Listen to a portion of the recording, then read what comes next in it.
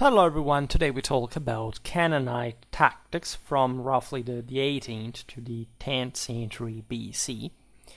We will address in part also the tactics of the neighboring Syria, at least the parts that were not directly occupied by the Canaanites themselves.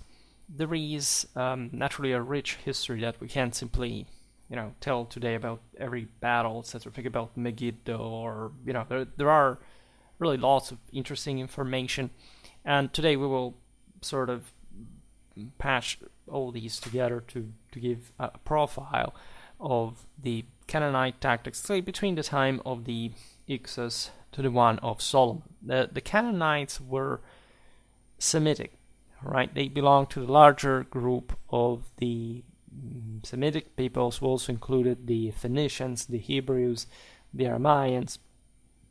And the term Canaanite is often used to refer specifically to the indigenous people of the ancient region of Canaan, which encompassed essentially modern days Israel, Lebanon, and parts of Jordan and Syria.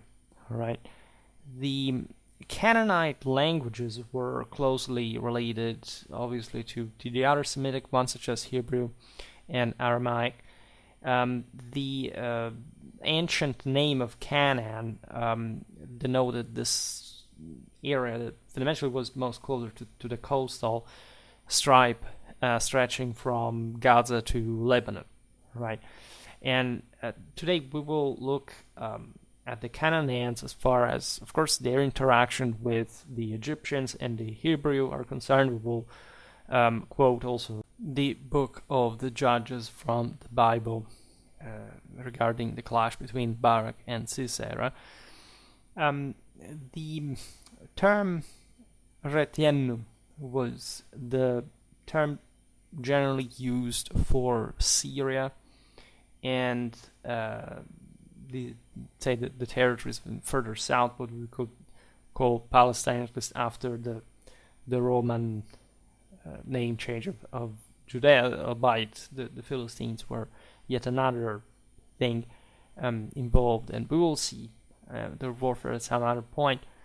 I say this because apparently I always remember on a Facebook group that there was like a guy who did not accuse me of this back in the day, but since I had called in a medieval context Palestine, thought that I was, just by using the term, sort of making a political statement regarding the existence of the contemporary Palestinians or Palestinian state. This has absolutely nothing to do with that, right? Notoriously, the name was given by the Romans to trigger the Jews after the revolt and that's that's something that is completely unrelated to today's times, as much as the Philistines are also virtually unrelated, basically anything that we see later. But this is not the point either. Like, we're not here to make this point, as a matter of fact. We'll talk about Jewish warfare. By the way, soon I have something in store for the Maccabees. By the way, it wouldn't make it the first video about Jewish warfare. I made a video about the Battle of Ashdod, if I'm not wrong. But it's one of the ones to re-upload with better pictures, by the way. So at some point I will maybe exercise myself into this restoration. All right. Every once in a while, I like, especially when I can't make videos, I re-upload the older ones in that fashion. In any case, another term used by the Egyptians for the area of Palestine was Jai, right? Politically, this area was divided in many different city-states, right, that were ruled each by a sort of king, or melek, as it was called. And as you know, the geography of the land is quite complex, right? The cultivated plains and valleys in which the cities stood were separated by hills covered by cedar forest or scrub. This is also what would make, for example, in later times, Jewish guerrilla warfare, among the other things, so effective.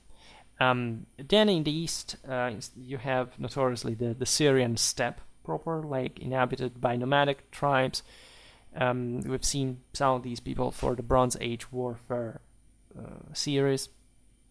And these guys routinely penetrated the cultivated lands, reason for which these powers were involved very much in also putting down these incursions, right, and chasing sometimes these peoples at the edges of the same desert. When we talk about important states in the area, we can name Amuro, Kinza, that is Kadesh, Mukish, Alalach, Ugarit, Gubla, that is Byblos, Nukash, Shre, Tunip, Katna, Kalba, the latter being Aleppo, as a matter of fact. So, as we will see also better in another video about probably the organization of the Canaanite armies, these peoples relied mainly on high-quality chariotry, right? When you look at the introduction of chariot warfare, you know that this corresponded to a very elite system of government, right? There was the nobleman, right, that ruled the community, capable of affording chariot warriors, the retinues of which were in fact the lord's personal force. It's sort of feudal power. The name used for defining these elite of noble chariot warriors was Marianne, which was notoriously an Indo-European derivation, at least, which of course was referred to the traditional sense of the youth, the hero, the let's say this new spring of force that had to go out there and mold the world and modify it at his own image, right? And these Semitic peoples had adopted actually lots of that. The chariot. We talk about the genesis of chariot warfare from the very origins, and this had been an Indo-European phenomenon. So well, what is connected also in a military sense to the spread of this chariotry has, in a way or another, to do with the Indo-European penetration all over this world, right? Naturally, this Semitic base was, however, sort of more resourceful in terms of local statal strengthening and expansion, right? So these various city-states saw the introduction of chariot warfare just by contact with other peoples coming from the steppes at the very beginning of this period. Today, as I was saying, we will essentially start from, let's say, the time of the Hyksos, just like conventionally, right? So we are in the 18th, this is the 16th century. The term is in modern Egyptology used to designate the kings of the 15th dynasty of Egypt, right? And they essentially were coming from Canaan, right? The seat of power was installed by these invaders, because that's what the etymology basically also means, foreigner, etc. In the city of Avaris in the Nile Delta, right, from where they would rule over Lower Egypt and Middle Egypt up to Kuzai. And the spread of chariot warfare was also connected, as you know, with these waves of invaders. Then the latter chronological term, I would say, let's say the reign of Solomon, right, also known as Jedidiah, that was a ruler of ancient Israel and the son and successor, most famously, of King David. So there is notoriously a long history of conflict between the Canaanites and the Jews, the Egyptians, and we are in part able to reconstruct, in fact, the details of that. Speaking of the aforementioned introduction of chariot warfare, we have to connect the Canaanites with the influence of the Hurrians, the Mitanni, right? Especially the latter, as military practice would influence Canaanite warfare dramatically. We will see this because there were surely lots of Hurrians, people of Hurrian descent, especially among the Mariana. This video is not to, again, specifically talk about this. We will see it rather, again, in the video about the army organization, but it's important to give a background to these guys, because during the Bronze Age, of course, everything revolved around the chariot, who possessed, just this smashing capacity.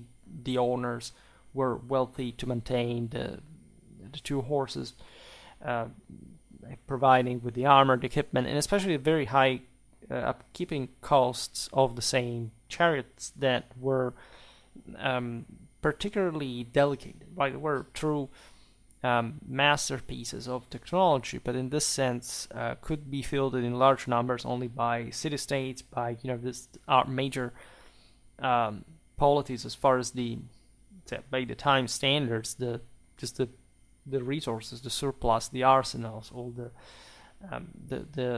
the craftsmen behind it. And this, of course, would be true also for down the hierarchy for all those lords that carried an obligation to serve the king as the supreme sacred ruler. These city-states we talk about are imperfect, of course. As always, there is some aristocracy that rules also from more autonomously from the countryside, and then simply interferes with the polity. And more or less all the city-states concentrated are always interfering with one another. It's not strange. It's always the same pattern throughout history at some point. You would imagine a driver, grooms, and also a small number of foot soldiers or runners in the Mariana's retinues. By the way, there was a general condition of the Mariana rules. This varied depending on the sources are sort of complicated, also transliterations, etc. In any case, as you can imagine, and as we have seen a bit in a typical way for most Bronze Age peoples that had adopted, chariot warfare as their main operational mode, the tactics are really similar. Today we expand a little bit also strategy, because the large numbers of chariots that are gathered sometimes are the only occasions that as major battles / operations would be documented, that would be known for us, right? So we mostly see this great display of power, but as we've seen in the videos also about the historical units, individual charioteers had in fact that sort of heroic solo capacity and ability to fight, as it would be sort of more often the case, they would always hopefully operate information, the general, doesn't matter how primitive the times we're describing really are, it would always be some sort of of unit of formation overall. But of course we should observe, especially in those videos, the characteristics of these chariots in function of the very individualistic, warrioristic mindset of these guys. The Canaanites had really high quality chariotry, coming from, as we've seen, having received an important influence from the peoples who made some of the earliest and best use of chariots in the region. They were the ones spreading the same type of warfare, setting a bit the standard, So the primary role of the Canaanite chariot. And somebody asked me recently, like, well, what's the point with chariots? Like this idea of smashing, how important was that? And I answered in written form, explaining how, of course, the chariot in itself as an arm is not conceived to be just missile, right? Nor prevalently so, because we may be fascinated with the general trend of Bronze Age warfare, like and tactics revolving around the sort of caracole, right? A continuous softening up of the enemy lines to a degree which was very much connected with the wearing out of formations of infantry that was out there at the outskirts of the major powers. As we were saying, it took enormous assets to be able to field like major numbers of chariots, and therefore, yes, these were designed to fight against other chariots fundamentally.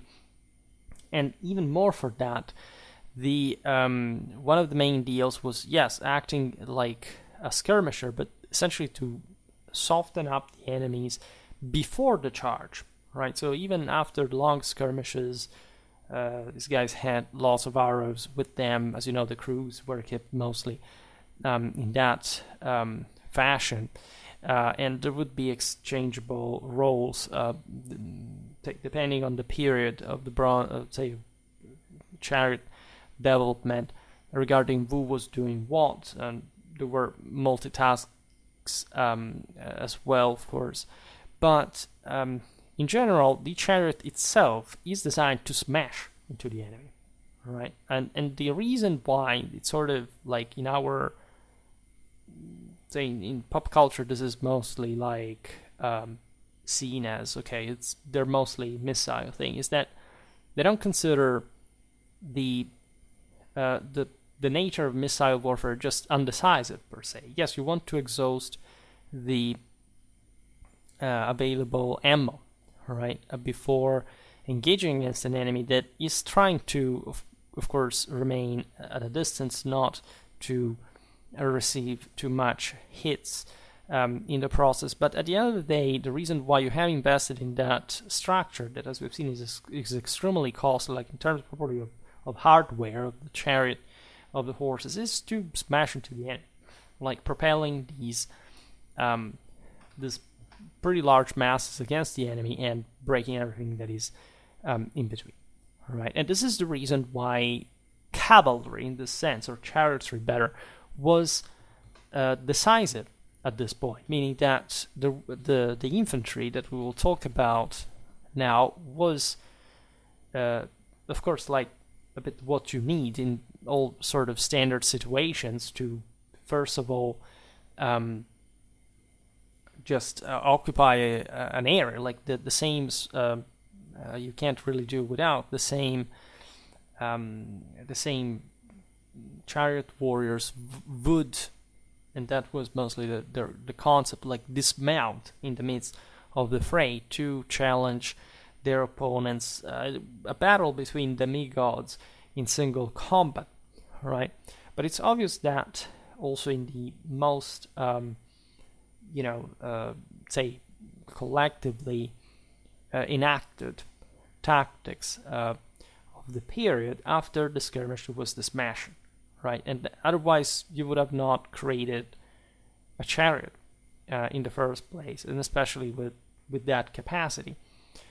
And really, in order to just think about that in this way, like if the chariot itself was not so heavy like it would become, in fact, paradoxically, just during the crisis of chariot warfare at the end of the Bronze Age, because infantry were getting tougher, you're still talking about a couple of horses plus, all this weight of the crew, the chariot that are launched at full speed. And so, as always, warfare is not much about the physical damage that you can inflict, but first and foremost, the psychological one, right?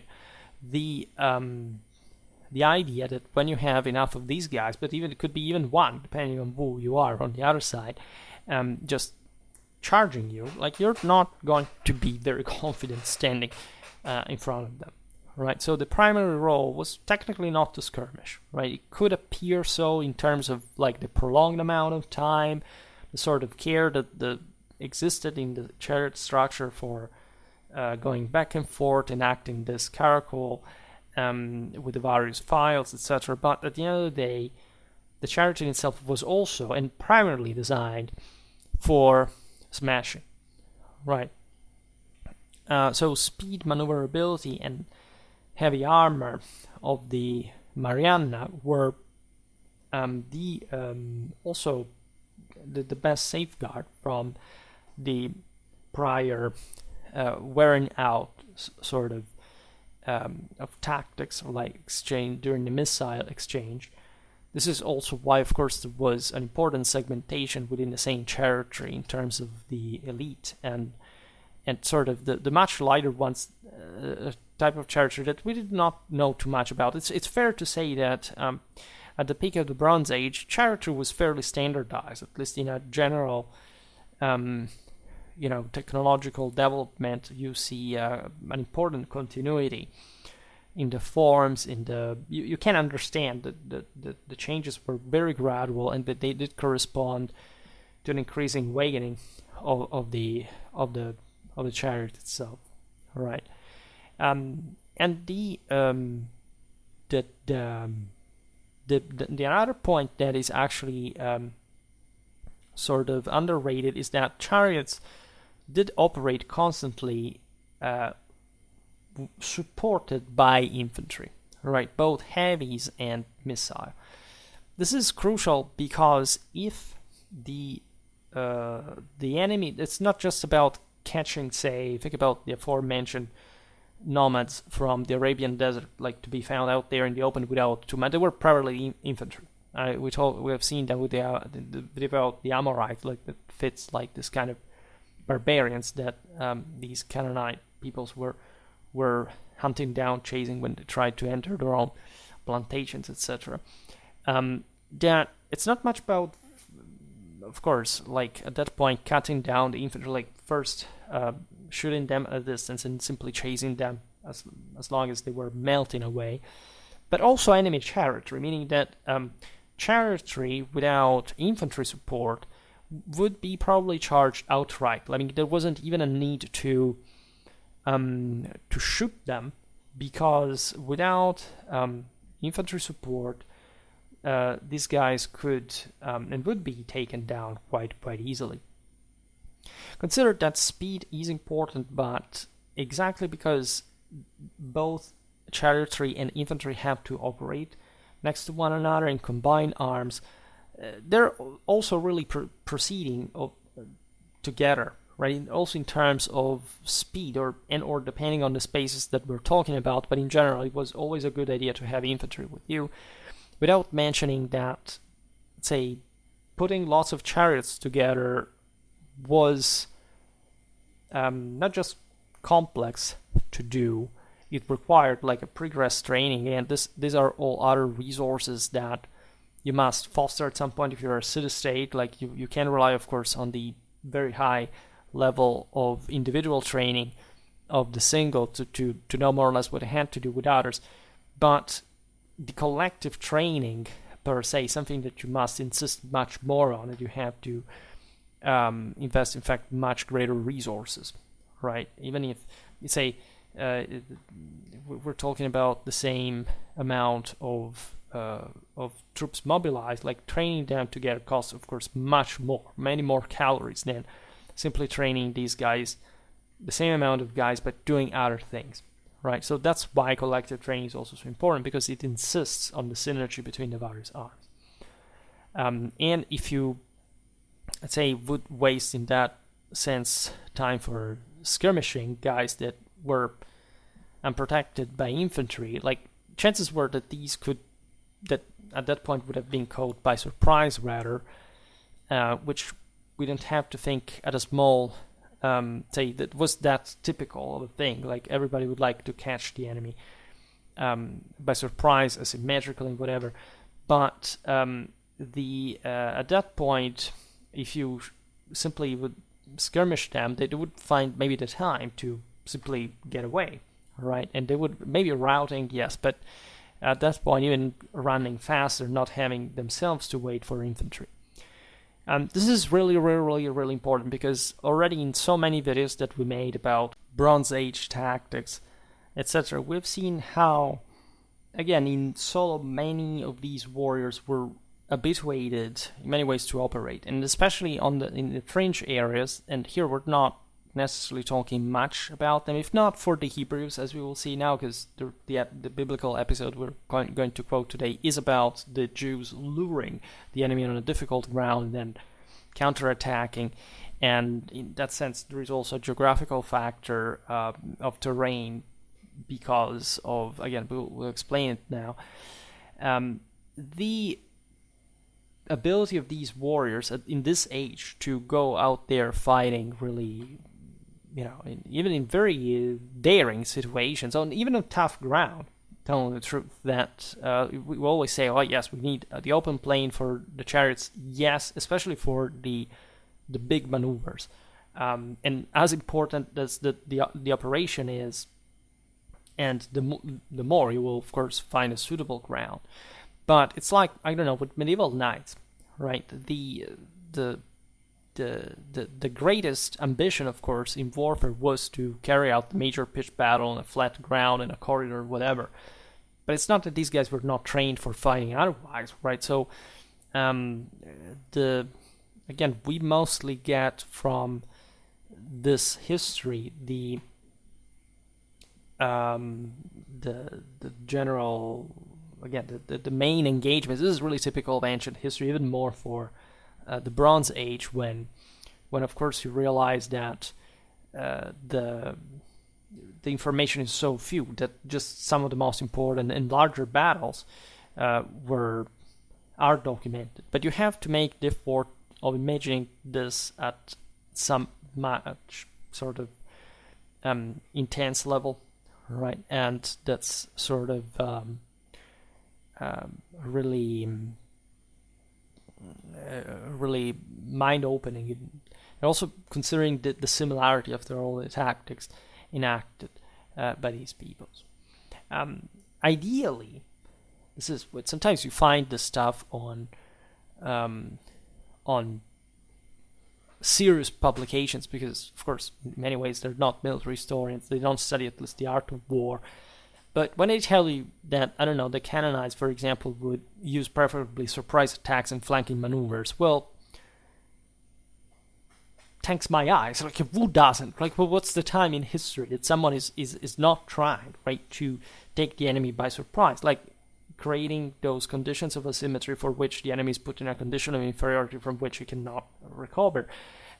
So mass chariotry, especially, like, they write even this, like, mass chariotry was preferably used with surprise attacks and flanking maneuvers. Is it really correct in the theory of the art of war to say it is? Because the more mass the chariotry was, and the least likely you could catch the enemy by surprise. And more likely, actually, the clash would be balanced, also with an enemy of equal stand, because, who does oppose a mass chariotry, if not other mass chariotry, right? So while we do have episodes of, again, this is how also most military history really gets down to, especially like in, let's say, until the battlefield was full, right, before automatic machine guns, and more like the sense is that a battle line arrives, that there is in the engagement there is some sort of game with the level of reserves that can be sent into the battle, if you can make, of course, your forces arrive from the flank or by surprise, the better. But how likely is that going to happen, especially the larger the amount, right? Of course, we can imagine, I don't know, Bronze Age Cananaean warfare being typically, as we were saying, about smaller engagements where you can definitely carry out those tactics more easily, right? And that even sort of the average engagement would be between some tens of chariots, right, on a more regular basis than larger engagements. Yes, so at that point it's sort of easy. Like if you look at the spaces, the forces involved, the relatively scarce potential in energetically compared to other to later times in warfare. Yes, of course, that would be like already a bigger deal for them, and so it's sort of more like an heroic again type of warfare that would normally unfold in this sort of greater stratagem-based sort of tactics, ideally and practically. But it wasn't easy simply to catch the enemy by surprise. Great masses of chariots on the move were ideally targetable because the column of march was usually stretched out, and therefore you don't have the enemy deployed. But also in this, it's throughout all military history we have the same thing. Passing from column to battle formation is one of the most, say, basic functions required to an army. And of course the enemy is not going, say, you're going to take precautions, hopefully, for not falling into an ambush. That can happen, and it is sort of normal for the enemy to be wanted to achieve. But the larger your force, and sort of the more the precautions would be taken in order to of course avoid this in a way or another. So really, statements like these find a bit the time that the weather that they have met initially. The Canaanite confederation, led by the king of Kadesh, clearly intended to employ this ambush tactics against Thutmose III at the Battle of Megiddo, fought in the 15th century BC. This battle, that we will see at some point better in a dedicated video, is more famous among the other things because it is the first one to have been recorded in what is say, accepted conventionally as a relatively reliable account, right? And this is also the first battle for which the composite bow and the first body count are recorded, right? Which, of course, it's just historiography, right? Of course, these things existed from before. As you know, composite bows had been introduced by from the steppes, to support properly mounted warfare, right? Shooting from the chariots, trying to cover this greater range, and as I was saying before, keeping the enemy a bit more at bay, considering the general mobility of these platforms, right? But also the relative clumsiness that they could have in close combat, right? So that's why also the collective training was really important, because the chariot, it's not like cavalry, right? The chariot is much less wieldy after all, and unavoidably so. So the right positioning is everything when you go at war, and that's why an extra difficulty in arraying your forces and trying to exploit the enemy accordingly is sort of more of a thing, say, compared to when cavalry will take over chariotry. Naturally, all the sources are Egyptian at this point, at least predictably, considering the civilizational disproportion. The hieroglyphic writings of the old annals in the temple of Amun-Re, Karnak, Thebes, now Luxor, by the military scribe Tiayeni, to be more specific. But again, we will see Megiddo at some other point in depth. As far as Cananaean tactics are concerned, to make the long story short, Cananaean forces were arrayed to cover the northern and southern entry points into the Vale of Esdraelon. And the point was, of course, engaging the Egyptian army as it marched into the valley by a surprise attack. So it's really an ambush. I made a video about the ambush, like in the art of war. Another option, if the Egyptians had realized this and they still wanted to try to break through in some ways, would be to prevent the further Egyptian advance by continuous skirmishing from the Cananaean side. And if this failed, there was still, because here the Egyptians were on the offensive, right, strategically, so the Canaanites were defending in broader strategical sense, and so if they had failed tactically, they could have fallen back into the walled city of Megiddo itself, and that's still, like, it's an archaeological site, or I inserted here some reconstructions of how I think it was at the time, and so obliging the Egyptians, with all the difficulties of having this very logistically expensive armies involved into a siege in which the chariot cannot even operate, right? And this was particularly the case when you consider that the ambush was trying to... You see how strategic inferiority is always resorting more likely to ambushes and guerrilla. Right, it's an automatic statement of, like, I'm not strong enough to face you in, like, face to face, directly, frontally, so I will try some stratagem to try to wear you out as much as possible. And so if in this particularly advantageous ground for the Cananaeans, the Egyptians had suffered enough losses, they may have, the Cananaeans may have, from tactics to strategy, been able to obtain, like, the refusal of the Egyptians to continue, especially for besieging Megiddo. All right, this is much as Ramesses II would later withdraw from Kadesh, for example. So what the Canaanites did was placing their camp outside Megiddo, between their two divisions, and Thutmose foiled this plan by advancing through the difficult but lightly held pass of Aruna. And this is, like, really amazing, because of course, like, when you have such larger forces, people say, oh, but they will never make it logistically to pass under our nose and say on difficult terrain, etc. But that's exactly some of the least likely things that if you have a hell of an army, you can actually carry out. And this is a general principles, and showing also the Egyptian military capacity. Thutmose, in fact, crossed the pass of Aruna.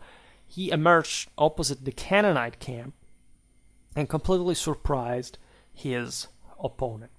But a general cultural one, right? Because if you're able to do so with this cumbersome forces, it means that you're really good. Like, why would the Canaanians not, watch over that pass, right?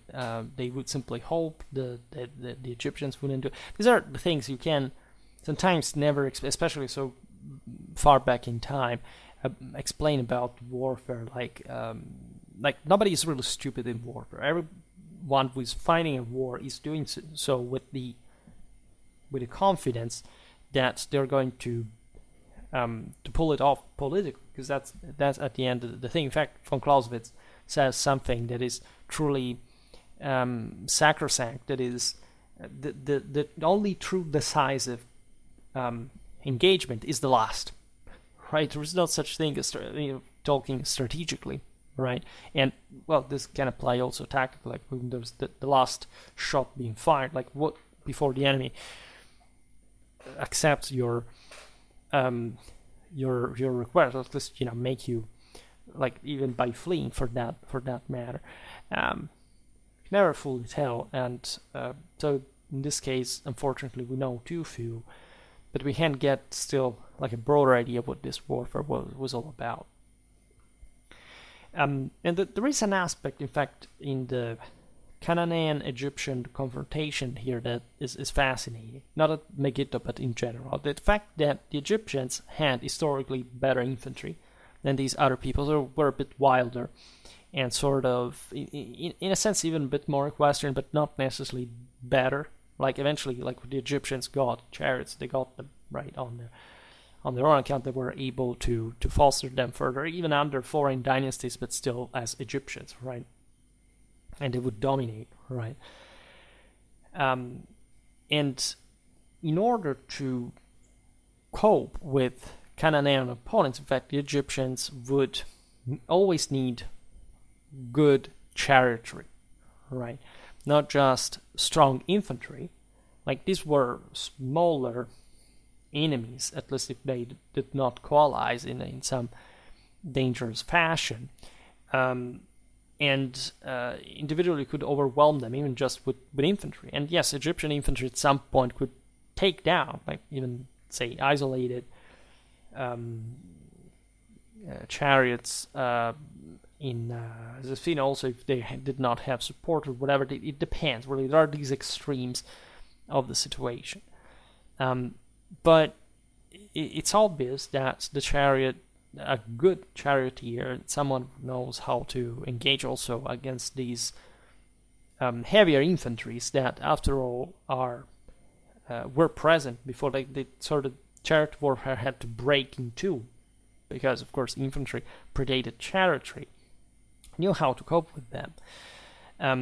For example, an infantry contingent would be very vulnerable whenever it attempted to move without cover under the chariot's missile. And the speed, like the harassment capacity, think about just all the dust, the confusion, right? The fact that these guys could attack in a more sparse order initially, while the infantry had to maintain it, because essentially those guys had the speed, but and the infantry wouldn't be able to chase them in that direct confrontation unless they had other chariotry that could cover them, right?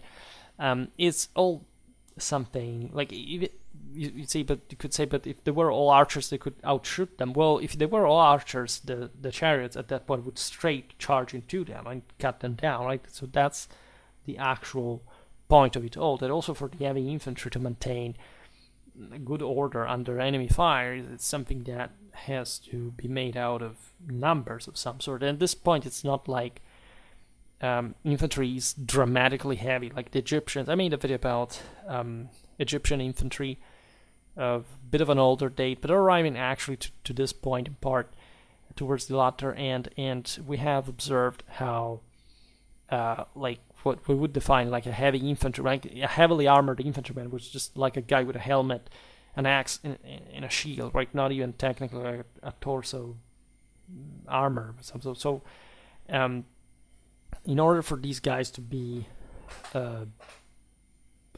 pretty effective against a mounted opponent, well, they had to be at least in good numbers, and good numbers require greater order. So if you move fast, you will lose it quickly, and so you're going to be an ever easier prey in that situation, right? If you had instead certain conditions like a restricted battlefield, right? In a set piece battle, let's say. Well, at that point, yes, infantry could even chop down the enemy chariot. But as we've seen also in part for Megiddo, chariotry itself was an excellent form of defense for the Canaanite cities. Right, they could impede the movement of invading forces. They would keep the initiative with the defenders as long as possible. They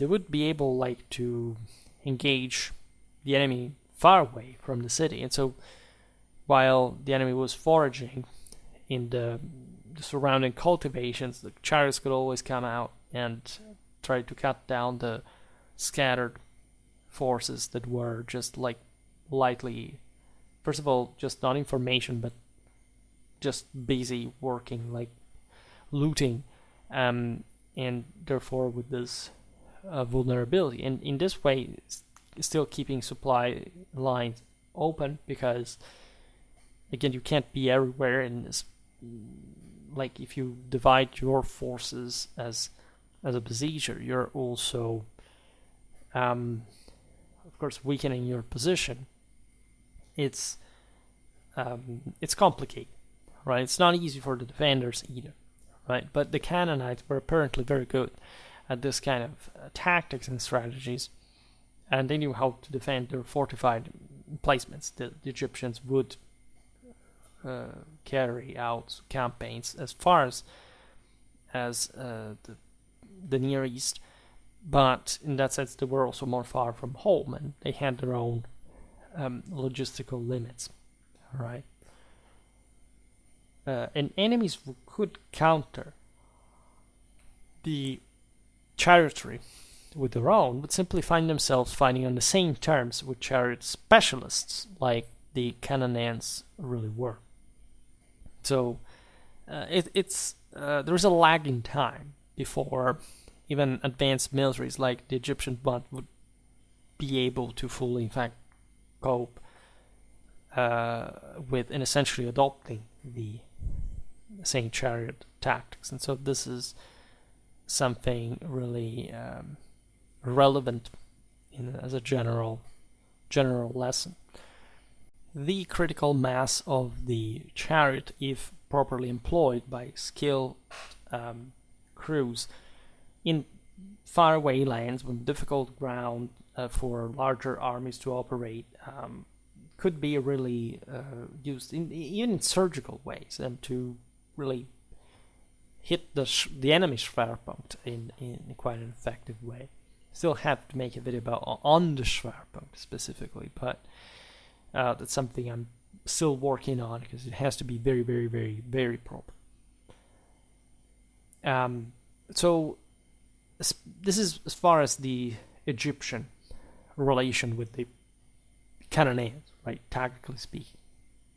Speaking of the Jews, in the early stages of the Hebrew settlement of Canaan, the Jews were virtually confined to the highlands of this territory, which in general terms means like these were more primitive peoples, these were less resourceful lands, and the Canaanites instead had maintained stronger control of the coastal areas with more fertile ground, sort of better resources, etc. There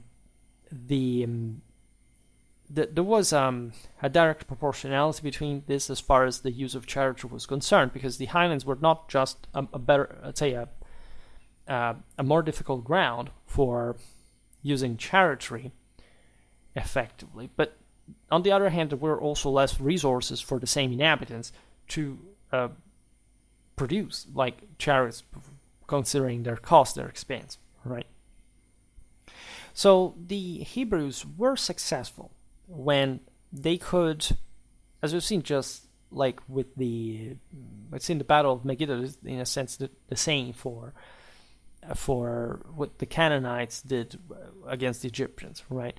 The Hebrews would try to lure their opponents into operating in terrain unsuitable for chariotry, and that's where the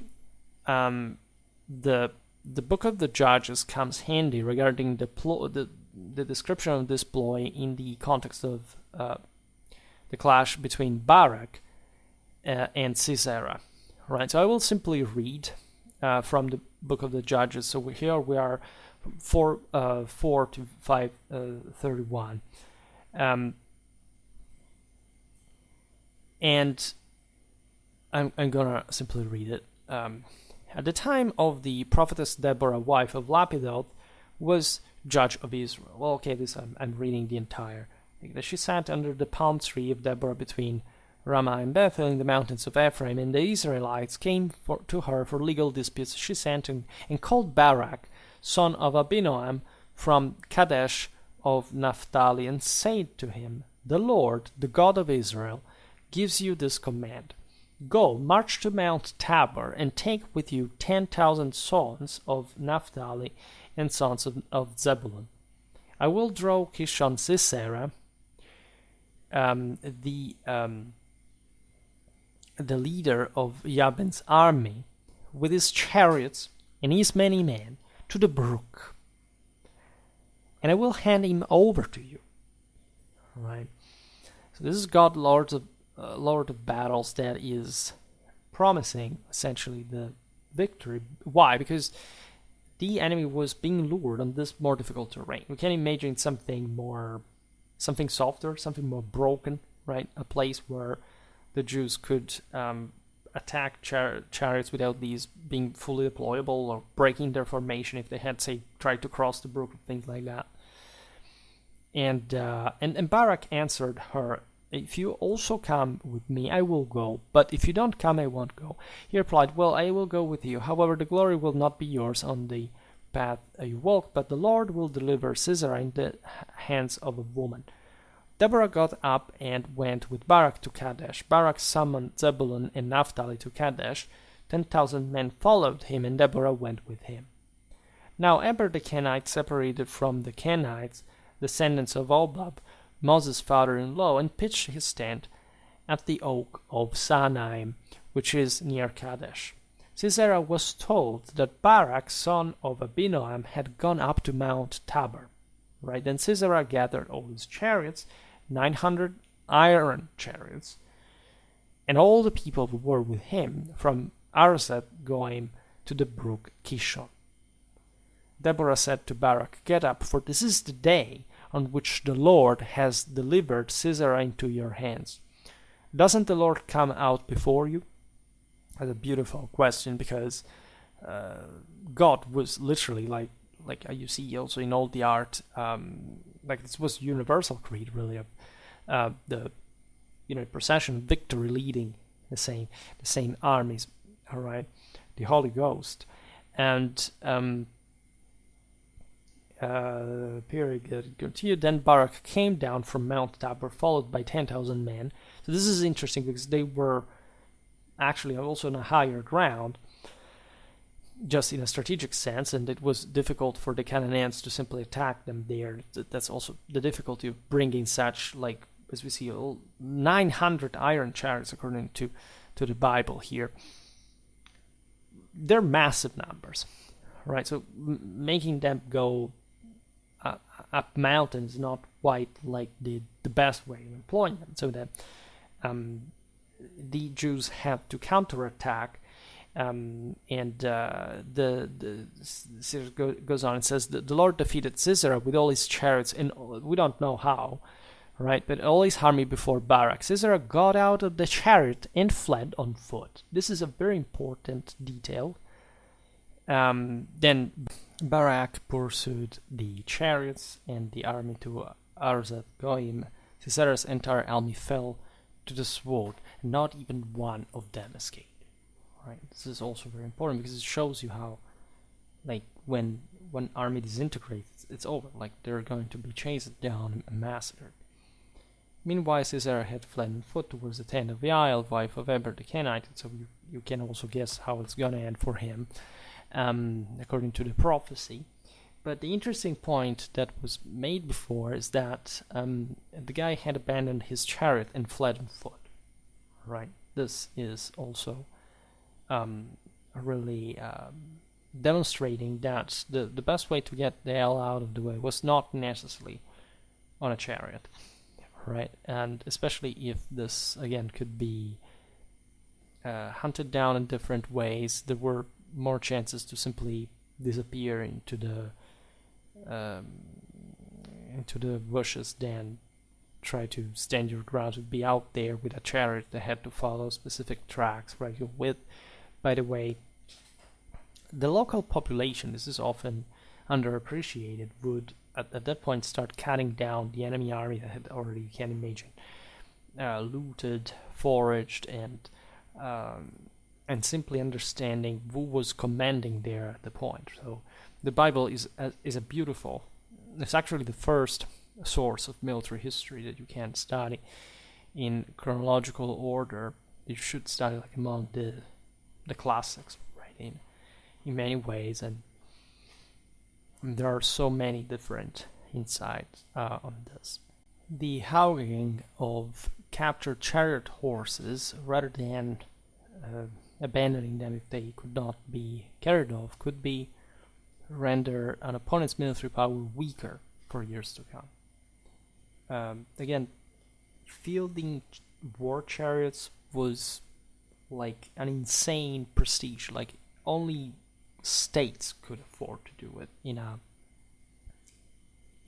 way that wouldn't make the enemy melt away. Right? Of course, there were all the limits get gradually, like the way warfare is declined in reality can appear. So also smaller powers could field them, but of course we're talking about a disproportionate amount of wealth, right? That also was disproportionately capable of providing such advantages, especially in open ground, right? Masses of infantry were cheaper, right? When you look at every chariot, especially in this Mariano background, right? You realize that altogether we're talking about a complex and expensive unit led by a hero, right? That he spent his entire life fighting, right? It must be supported and acquiring that enormous experience, all the rest of the crew, like the infantry that operated with them. So, like cheap masses of peasant levies could be and would be cut down by the same single unit, right? And as a consequence, though, when you lost a chariot unit with all the hardware, but more generally also the human resources, these losses could not be readily replaced, right? Bronze Age warfare was this frustrating in a sense. Accumulating resources with the crop rate of the time was incredibly difficult, and there was just that amount of troops you could gather in the field, and especially for the most important political and strategical endeavors. And when you lost, like the side like suffering this depletion really was so evidently at loss with it that couldn't simply replace the same amount of losses in that sort of other quick ways, right? If not with cheaper troops, but that could do only that much. We'll talk a bit more of strategy in general during the same time, because you can't at times like being precise without looking at specific campaigns, etc. But again, think even what happened after a major battle, right? As we were saying before, there is an entire level of political cohesion collapsing, and so local communities have to shelter themselves. They have to recur to, again, fortifications, but also the levies, of course, necessary to garrison them, while these charioteers are looting in the countryside. So it's a very complex mechanism that doesn't quite go, say, unnoticed in a general impact that immediately the loss of those mounted resources were great. You can imagine also the recycling of the horse of the chariots, meaning that, you know, if this was abandoned, like in the aforementioned case, intact, it would be foolish to destroy it, to damage it. Of course, many would go smashed during combat and whatever, but in general, like, imagine those who captured these chariots and who gloriously took them home. Ignore, by the way, this would come with extremely brutal and violent practices that you can't just imagine in terms of also asserting somebody's superiority, mutilations, scalps, like all the kind of, say, the spolia opima, right? It is technically a human sacrifice. So the destiny of prisoners, we will see it in some other video. So going back to the Jews, when the Hebrew kingdom expanded de facto into an empire, began to embrace as well the lowland plains, the Jews had this greater moral force that managed to crush the Canaanites to an important extent, the say occupying these open plains that, by the way, were crossed also by very long caravan routes in these parts of Levant, obliged King Solomon, ruling between 970 and 931 BC, like dates vary, some say 960, 930, this is not so relevant importance, this essentially first half, mid 10th century BC. We're fairly late in time. You understand, here we have been covering almost a millennium of history ideally. Right. Had to develop his own chariot force, and by the way, by this point we're talking like a time in which even cavalry was starting to side, so there's a moment in which the Jews were triumphant. It could simply, there was no way to develop a military without that complement. Right, we will look at Jewish units, chariots as well, so in other videos. The chariotry was also, as we've seen, as a precious asset that at some point the state had a control on, had to properly be deployed scientifically, given quantity in specific strategic positions, and the logistics of their maintenance was thus also had to be carefully planned, right? Because there were just so many chariots that a community hosting them with a unit, etc., could sustain, right? So you could not because of course these chariots were not being maintained by themselves. Like, communities had to provide something. So unless you you wanted to cause a rebellion or simply see those chariots not utilized by the same guys you had entrusted them with, like the unit, you had to rethink a bit the distribution. And as you understand, it's limiting, right? There are some hardcore boundaries here that are set to a degree you can't simply ignore, right?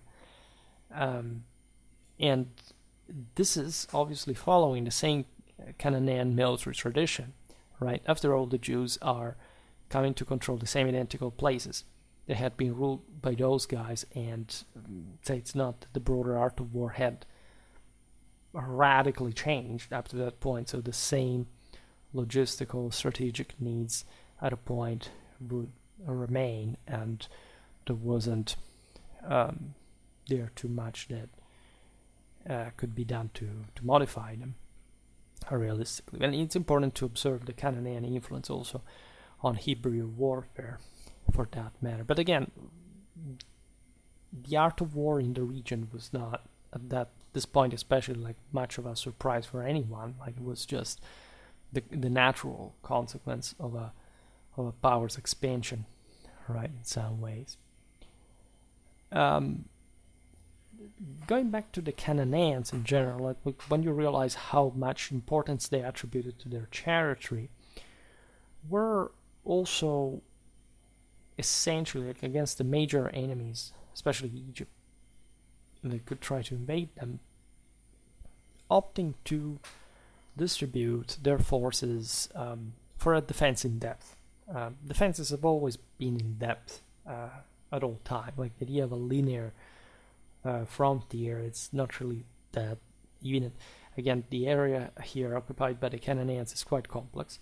There are lots of cities, especially, yes, from Egypt it develops latitudinally, this stripe, and in the east there is the desert, so basically you have to go north, and you find all these various geographical accidents, you find the cities, their fortifications, you find the capacity of the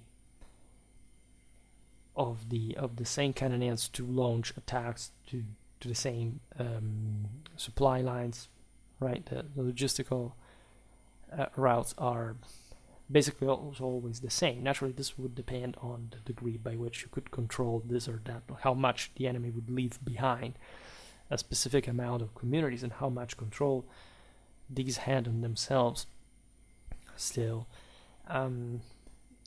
The reason why the Canaanites were so performing, after all, had such strong chariotry, is that after all they were a few. Like, there are many overall as a group of peoples, but it's not that the population is that high. Like, in concentration. Yet they were considerably wealthy because just of the position in the Mediterranean, as we've seen, the trade routes, also on land, etc. Right, so they could simply like opt for like a minimum intervention. This is a bit, think about, just to make an example, the Phoenicians, right, and the very elite culture of these guys that remains also a bit in Carthage. Say there's this elite full of land, trade income, etc. They can pay somebody else also to make war. And as we've seen, chariot warfare at this point was very heavy, very expensive. They would invest in it, which was also like an oligarchic business, as you understand, to some sort. And they would mostly maintain a conservative strategy in some degree. Other methods of defense would require, of course, placing troops on the frontiers. And the Canaanites may not have that, just demographically speaking. Like, probably a section of their community could simply be sent out there, like they would have not had the reasons for doing so.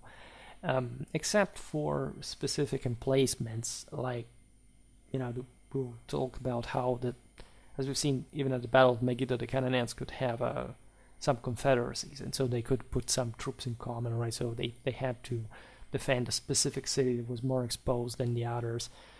These were walled centers, so the enemies they would also supply this place, so against an enemy siege, etc. So they would try to make it difficult for anyone just to install themselves there, because they would have been under some constant pressure. These different centers fragmenting the enemy operational effort and strategically concentrating his forces at every city. All right. Yet there was also an idea, as we've seen, that the chariots could be used offensively, and so that being besieged, after all, and this makes lots of sense because leaving the initiative to the enemy is always very detrimental, would be like just a last resort, that you had always to strike back to be active against the enemy offensive, counter-offending, and therefore exploiting, of course, the maneuverability of these chariots, especially like when an enemy, even if the enemy had besieged you, like wearing him out, because you could send these chariots from all around, even from the same city, and obliging the enemy to do what? But just to remain constrained, and so starting actually to deprive him of the resources all around, and being able to operate, even maybe trying to cut of his supply lines at Semilium, right? Which sort of makes a lot of sense as far properly as the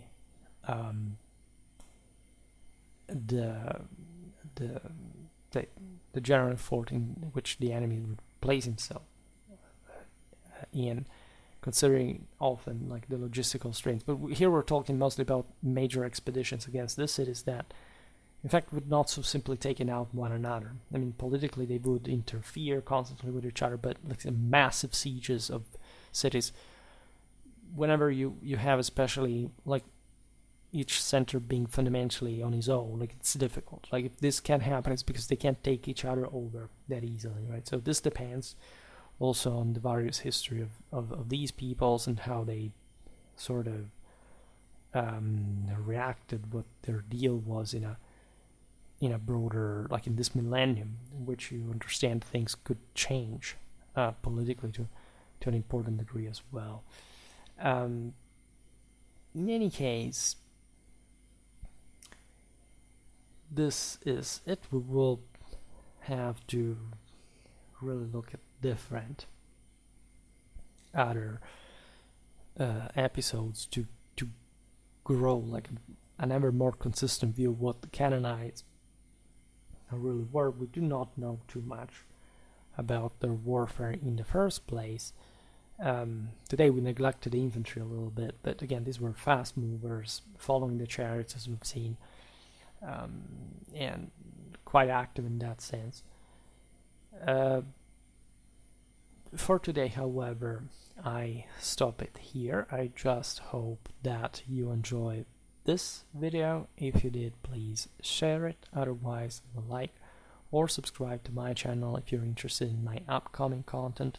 As always, I thank you heartily for listening to me. I wish you a nice time and see you next time. Bye.